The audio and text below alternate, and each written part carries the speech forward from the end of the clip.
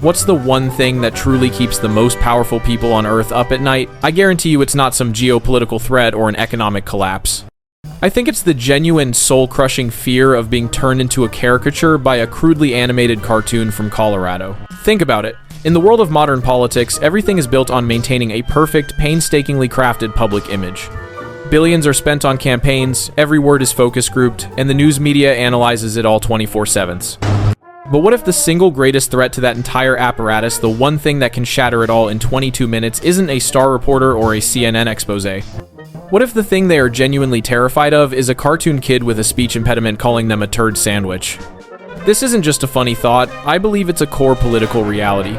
For over 2 decades, South Park has wielded this bizarre and, for them, terrifying power over anyone in the public eye. It operates on a completely different plane, outside the established rules. It couldn't care less about journalistic ethics. It trades all of that for pure, unfiltered ridicule that hits you right in the gut.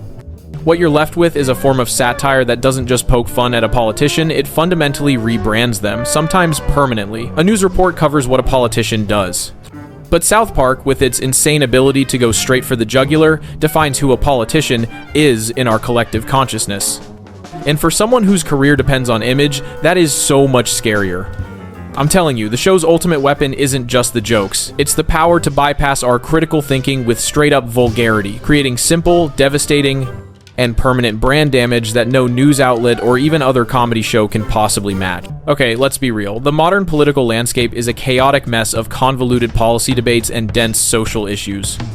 News networks try to make sense of it with their panels of talking heads and endless analysis, but the absolute genius of South Park is that it utterly refuses to engage in that game. Instead, it takes a chainsaw to all that nuance and boils it down to a single, absurd, and unforgettable punchline. And I can't think of a more perfect, more iconic example of this than the 2004 masterpiece, Douche and Turd. My God, what an episode. This was their take on that year's presidential election, and it presented the kids at South Park Elementary with a mandatory vote for a new school mascot. The only 2 candidates? A giant douche and a turd sandwich. Kyle, ever the idealist, passionately stumps for the giant douche, while Cartman, being Cartman, puts his full weight behind the turd sandwich. And Stan, seeing the soul-crushing pointlessness of it all, simply declares he won't vote. For me, that absurdly vulgar premise became one of the most potent critiques of the two-party system ever put to screen. It perfectly captured that feeling of voter apathy and the sheer absurdity of being presented with 2 choices you despise, a feeling that, let's be honest, resonates more deeply than any sophisticated political think piece ever could. The episode mercilessly savages the idea that participating in a broken system is some kind of sacred duty. Stan is literally banished from town for his refusal to vote, only to be told by PETA activists that virtually every election is a choice between a douche and a turd, because those are the only kinds of people shameless enough to run for office.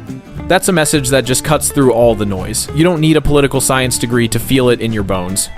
It's a gut feeling weaponized into a crude joke that then gets lodged in your brain forever. A politician can debate a news anchor, they can spin a negative story.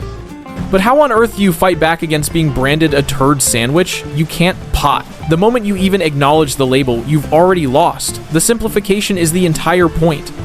It's easy to remember, it's hilarious, and for a massive portion of the audience, it becomes the definitive take on the matter, overriding countless hours of news coverage with a single brutal image. So beyond just hacking everything down to its simplest form, South Park's most lethal weapon has to be its ability to create these permanent, unflattering brands.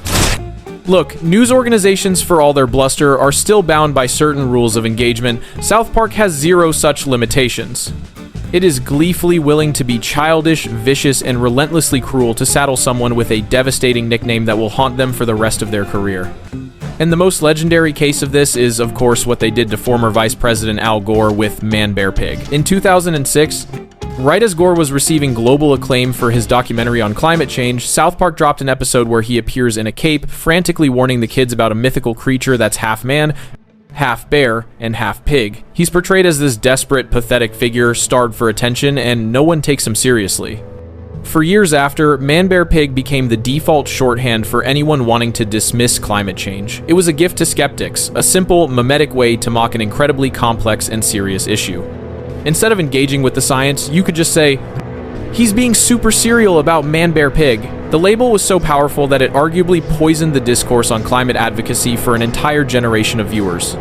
The damage felt so tangible that 12 years later, the creators essentially issued a formal on-air apology. In a multi-episode arc, they revealed ManBearPig was real all along and had him brutally ravage the town, forcing the boys to seek help from a now vindicated Al Gore. This is a kind of power that traditional media just doesn't possess. A news report might challenge a politician's policy, but South Park attacks their very essence, boiling them down to a single humiliating concept, and it's incredibly effective. When politicians who are targeted try to lash out, it only seems to prove the show's point, making the caricature feel even more real. The nickname sticks not because it's a reasoned argument, but because it's an identity assigned with raw comedic force. Now, this is the part that, to me, is the most profound and twisted masterstroke of all, and it's what truly makes South Park so feared. It completely transcends political allegiance. The show has spent decades meticulously building a reputation as an equal opportunity offender. One of its creators, Matt Stone, famously summed up their philosophy, "I hate conservatives, but I really fucking hate liberals." That exact energy is baked into the show's very soul. It savages the left, it demolishes the right, and above all, it annihilates anyone who dares to take themselves too seriously. This fiercely libertarian, anti-establishment posture gives their satire a unique kind of credibility. When South Park takes aim at a politician, it's nearly impossible to dismiss it as a simple partisan attack.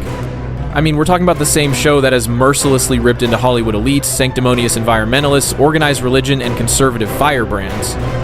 Because they've earned a reputation for not being on anyone's team, their critiques can actually penetrate the defenses of viewers who would otherwise be hostile.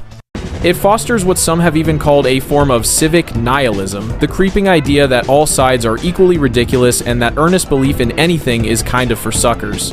I feel like this is also what gave rise to the whole South Park Republican phenomenon, a type of voter who is fiscally conservative but socially liberal, largely shaped by the show's deeply skeptical, anti-authoritarian worldview. So the show isn't just swaying opinions on individual politicians, I'd argue it's actually sculpting the political identities of its viewers.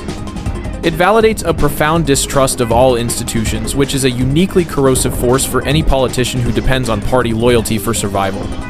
This is the ultimate trap that South Park sets. By attacking everyone, it makes itself immune to accusations of bias. A politician can't rally their base against the show because that same base was probably howling with laughter just a week before when the show was eviscerating their opponents. So the politician is left completely isolated, forced to endure the mockery alone with no clear enemy to counterattack.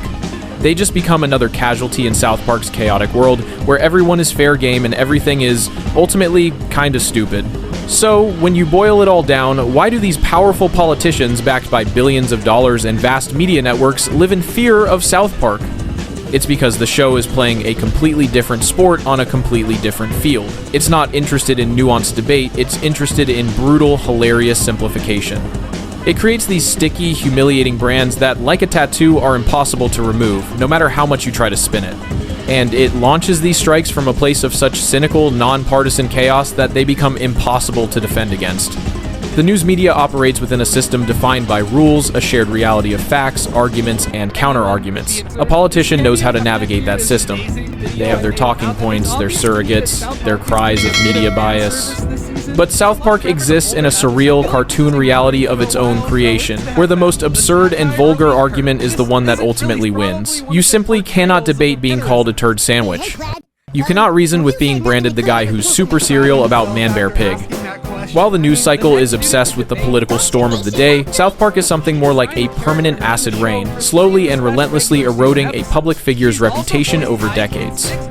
It's not just satire, it's character assassination by 1,000 foul-mouthed animated paper cuts. The news reports the political weather, but South Park?